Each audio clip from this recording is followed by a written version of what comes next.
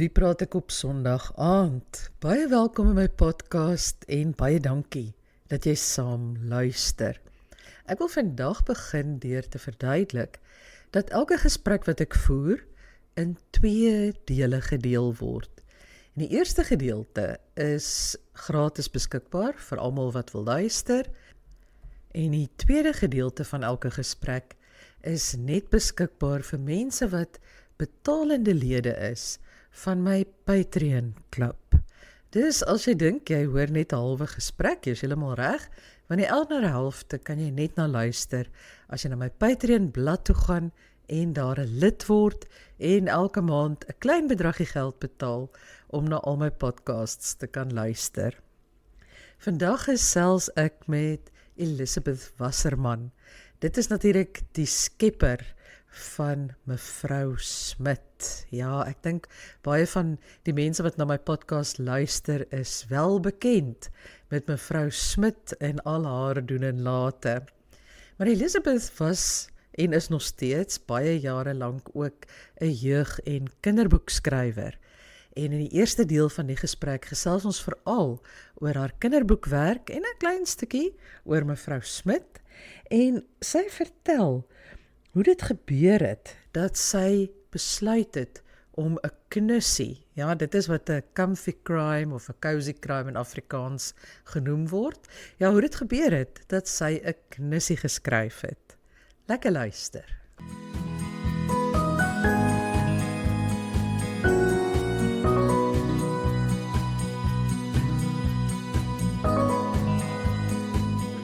Baie dankie dat jy bereid is om met my te praat. Dit is vir my 'n voorreg. Jo, ek kyk na jou CV en dan sien ek net hoe 'n absolute produktiewe mens jy is. Was jy altyd so produktief? Ek is deesdae nie so produktief nie, ek moet erken. As ek vir jou moet sê wat ek vandag gedoen het, sou dit nie baie lang lys wees nie. Maar ja, ek het altyd voldag gewerk, jy weet, en hulle sê mos altyd gee 'n besige vrou iets om te doen, jy weet, en dan doen sy dit vinnig.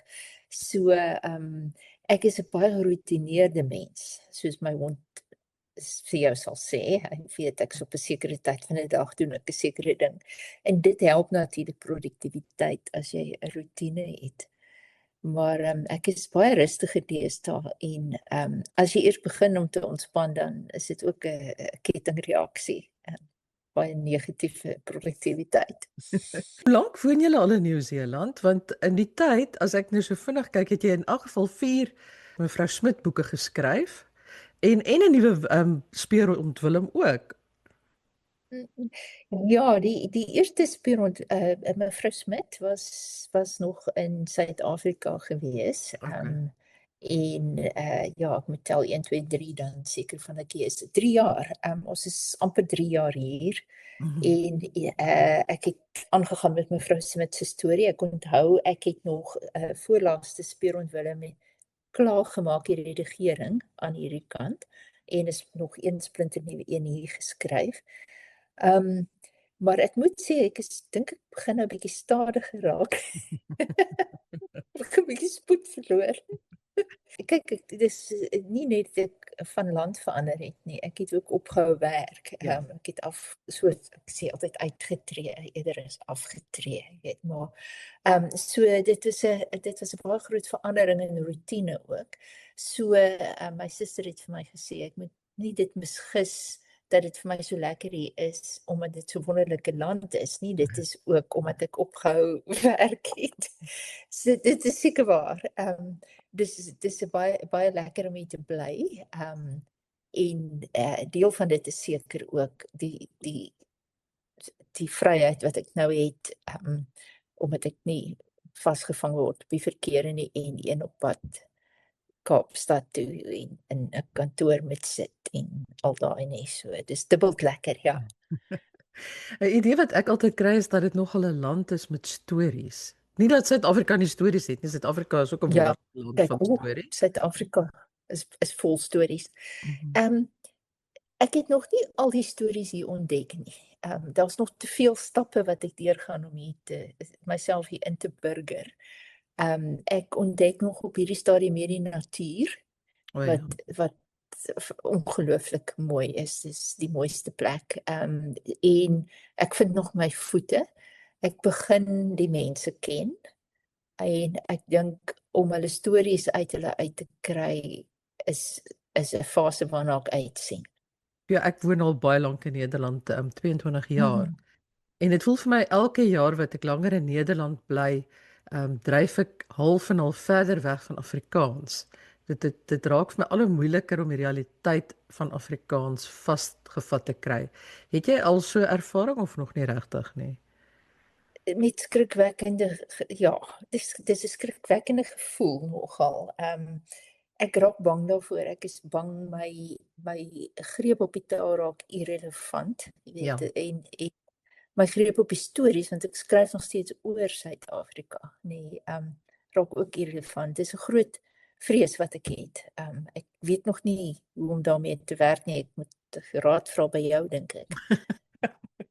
En ek dink ou moet maar net bly lees in Afrikaans eintlik, jy weet, Mm. ja, dit maar dit bly ek veral met jeugboeke.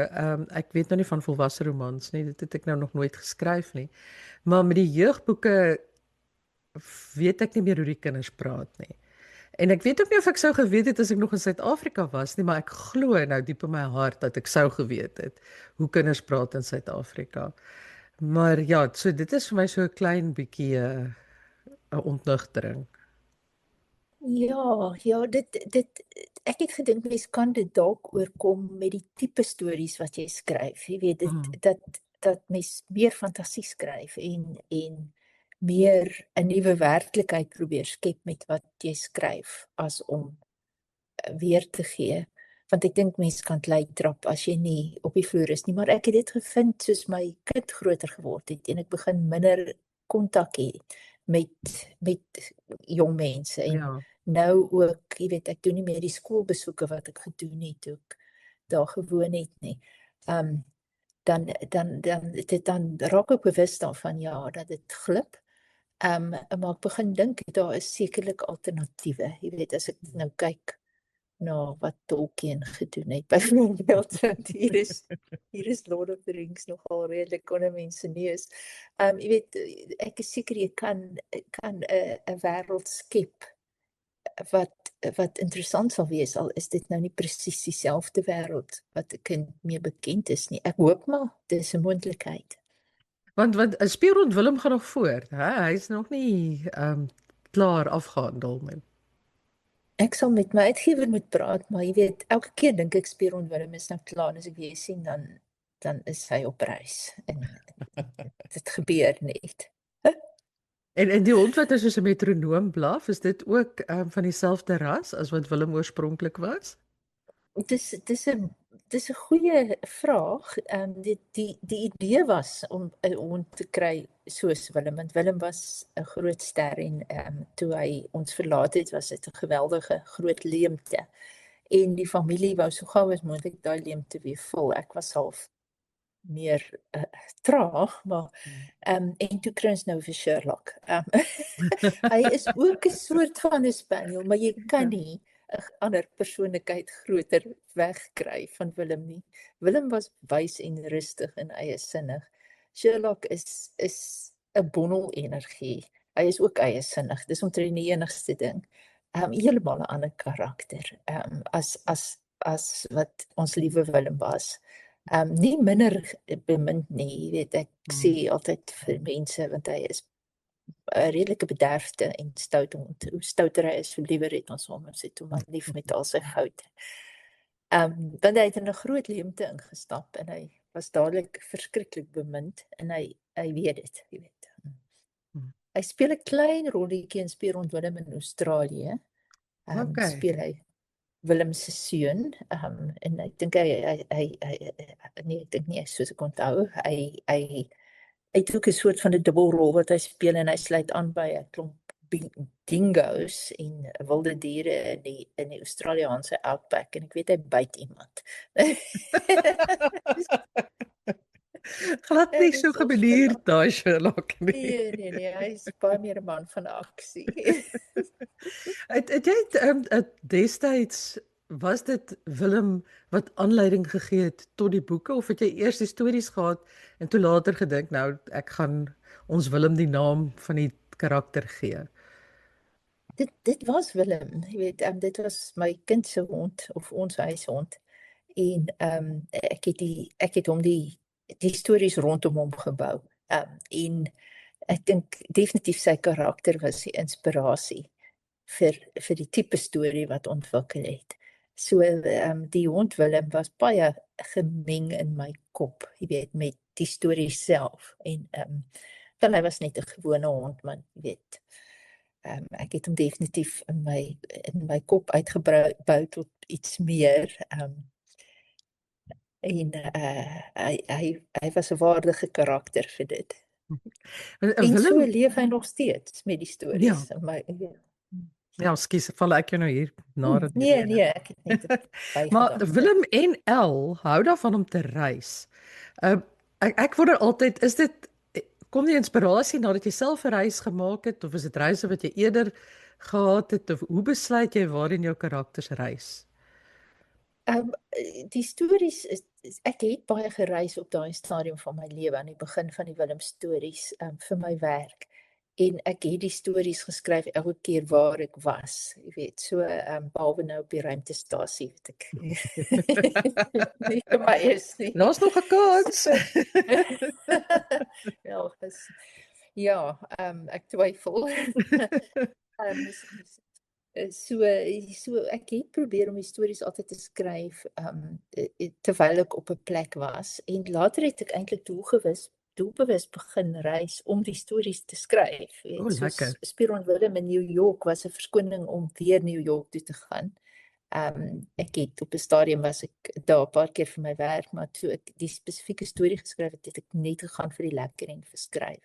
En dan as jy so reis met die idee om 'n storie te skryf, is dit ook 'n meer ander manier, jy weet, jy is eintlik meer aktief betrokke met die plek waarheen jy gaan en ek het bietjie meer opgelees altyd voor die tyd en na die tyd en jy loop in die straat af en dink wat kan gebeur in jou storie. Dis nogal 'n baie verrykende manier om te reis.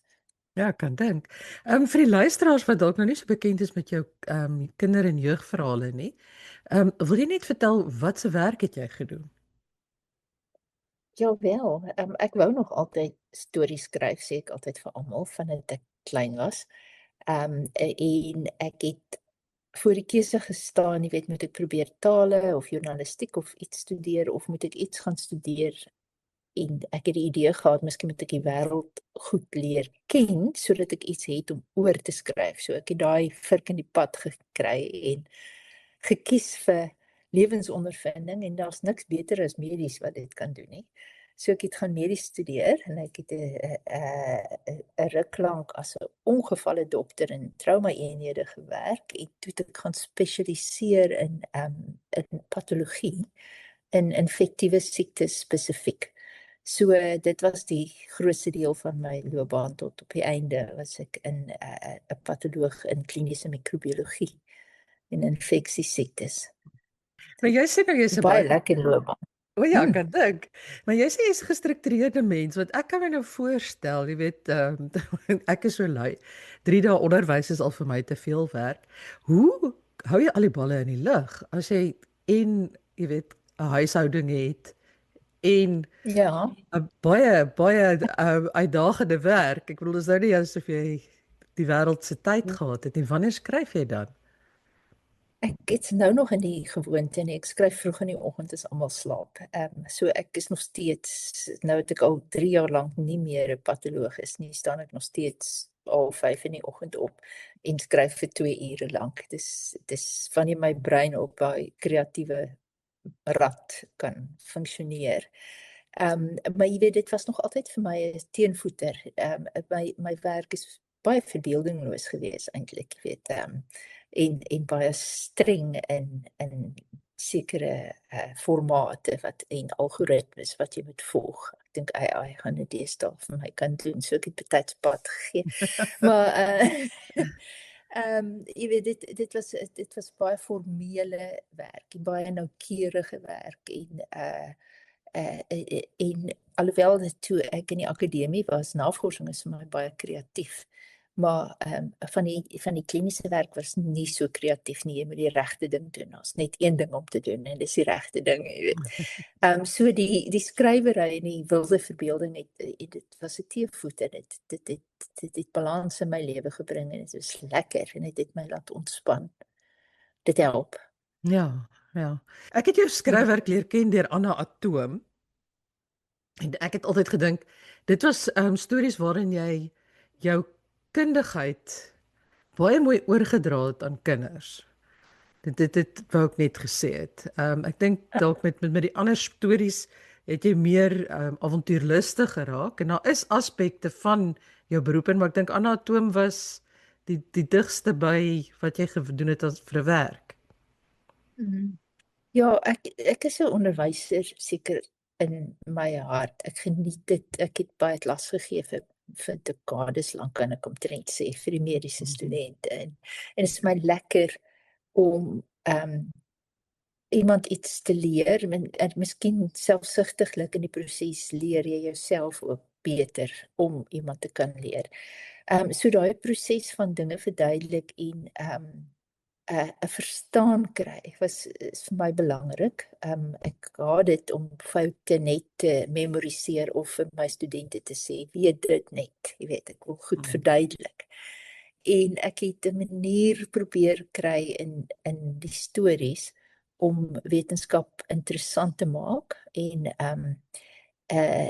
dan hopelik jong mense te inspireer om meer positief daarna te kyk, veral meisies. Dit was 'n bietjie van 'n ding met my eie dogter toe sy op daai ouderdom was, want sy is natuurlik lief vir wiskunde en vir wetenskaplike goed en sy het in 'n klas beland wat net meisies was en skielik het sy negatief daaroor geraak.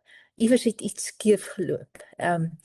En ek het gedink, hoekom is dit so? Jy weet, meisies is die slimste, hulle doen altyd die beste matriek en as ons mediese studente keer met my sukkel om, jy weet, dis net vroumense wat die beste punte het. So hoekom is hulle so negatief oor die wetenskap en wat kan ek doen om hulle op daai kritieke ouderdom hier tussen 10 en 13 jong pre-tieners amper om die wetenskap as 'n wapen te laat sien wat hulle kan gebruik om die wêreld beter te maak. So dis 'n hele ander atoom ideaal gewees. Lieflik. Ek hoop dit is nog in druk. Ek weet nie. Dit is my baie oulik. Die bundels, die versamelde bundels is nog in druk. Ja, Dis goed. Ja, hulle is nog beskikbaar. En ek dink die eerste boek is nog 'n skooluitgawe ook of voorgeskrewe boek is of 'n keuseboek vir voorgeskryf. Ja. Nou goed, en toe gebeur daar nou 'n ding. Jy weet, hulle sê spot mos altyd en sê mense vra altyd vir kinder- en jeugboekskrywers, wanneer gaan jy 'n regte boek skryf? En toe skryf jy 'n regte boek. Hoe het daai oorgang gekom? Hoe het mevrou Smit gebeur? Dit is baie pynlik. Het 'n lang oorgang. Soos die kinderboeke aangegaan het, jy weet, het ek die hele dissipline van skryf en die hele wêreld daarvan baie meer begin geniet en gedink, jy weet, miskien moet ek kyk wat kan ek nog doen? Dit was 'n soort van 'n uitdaging. Ek het nooit gedink ek sou iets vir groot mense skryf nie. Toe nog ek kom eens kyk of ons dit kan doen, jy weet. En dit het regtig lank gevat. Ek het jare geskryf aan 'n boek wat nooit gepubliseer is tot op hede nie. Nee. Dit wou net nie. Ek het net gesukkel, jy weet, maar ek het aanhou sukkel en toe iewers in COVID, nee, met al die frustrasies want jy weet ons het in daai tyd geweldig hard gewerk in infektiewe siektes natuurlik. Dit was 'n baie stresvolle en ingewikkelde tyd vir ons gewees. En as jy na die nuus kyk en jy kyk wat gaan aan oor die res van die wêreld, dit was surrealisties. Jy onthou, jy weet, ek dink kan dit wees nie. En toe ek net om uit daai miskien frustrasie en angste het ek hierdie karakter het ingespring wat so absoluut kragtadig is en waar jy meer toelaat om te sê en te doen wat ordentlike mense nie hulle self gun nie. En daar was mevrou Smit. En sy het net gewerk van die begin af. Met haar het ek nie gesukkel nie. Het jy van die begin af besluit om dit ja, weet jy wat ek sien Louis Geiger noem dit 'n knussie, maar 'n cozy crime of 'n comfy crime, het jy op die genre dadelik besluit of hoe het dit gekom? Kyk, miskien het ek toe net my rad gevind, want ek is nie 'n ernstige skrywer nie. Ek is glad nie 'n literêre skrywer nie. En ek wil ook nie skryf oor nare tonele en jy weet eksplisiete geweld en 'n speurder wat te veel drink en wie niemand kan lief hê nie, weet. Ek wou iets meer opbeurend skryf. Soos ek reeds vir jou verduidelik het, dit was hoekom ek dit gedoen het. Dis om balans in my eie lewe ook te kry. Mense werk kan baie swartgallig raak en dit was die teenpool daarvan. So dit moes 'n knissie wees. Jy weet, dit moet iets ligsinnig en vrolik wees. Anders dit sit nie in my om iets meer ernstigs te produseer nie. Steur jy jou aan die genre konvensies? Ek sukkel daarmee. Ek het nie geweet dis 'n knissie voor iemand nie dit 'n knissie genoem het nie. Ek het net gedog ek skryf 'n lekker boek om te lees. En ek sukkel met genres definitief. Die goed waaraan ek nou ook werk, het genre my baie groot pyn gegee. Want ek wil iets skryf, maar dit pas nêrens in nie. En dan sê die redigeerders vir my, maar jy weet, sit 'n moord of iets by, want jy weet. En dan dink ek, maar ek wou nie nog 'n krimie skryf nie. En dan loop ek in vroeg vir dae. Ek sukkel nog met dit. Ja, dis definitief 'n aanhoudende tandpyn daai. Ja. Ek jy het nou verskeie reekse vir kinders geskryf en ek neem aan die manier hoe reekse werk is presies dieselfde dan nou vir iets soos mevrou Smit. Maar hoe hou jy nou al die verskillende dinge bymekaar dat jy jouself nie weerspreek in boek 4 of dat daar karakters dinge doen wat hulle nie veronderstel is om te doen nie. Hoe kry jy dit reg? Ja, nee, dis 'n groot werk. Daar's baie meer woorde agter die boek as die boek self. As ek al die dokumente moet uitdruk vir elke mevrou Smit boek, dan sal dit omtrent 6 volumes wees van die uiteindelike boek. So, Willem het my dit 'n bietjie geleer. Ek moet miskien nie dit weggee nie, maar ek dink in die 4de Willem het ek Adrian se pa skielik Wynand genoem en toe dit klaar gedruk het, onthou, maar in boek 2 was hy Werner. En toe ek weet nie of iemand dit al ooit raak gesien het nie, selfs nie my baie goeie uitgewer nie, maar nou verklap ek die geheim aan jou. En ek het besluit ek kan dit nooit weer toelaat nie. So, ek hou nou keurig dokumente vir elke karakter, vir elke tydslyn. En mevrou Smit, die dorp Arendspoort, het sy eie dokument wat ek aanhou aanvul met kaarte en beskrywings. En elke keer as ek iets in 'n boek skryf oor 'n karakter of 'n plek, sal ek dit in daai dokument gaan aanvul, sodat ek verwysings het vir die uiteindelike stukkie wat die leser dan 'n bladsy sien is as 90 bladsye voor iewers op my rekenaar. Dis 'n harde werk en kruisverwysings na myself die hele tyd. Rekenaars maak dit maklik, want jy weet, ek kan 'n naam gaan opsoek in my dokumente en kyk wat ek daaroor geskryf het en soveel. Met dit gesê, hoop ek maar daar's nie nog foute wat deursluip nie.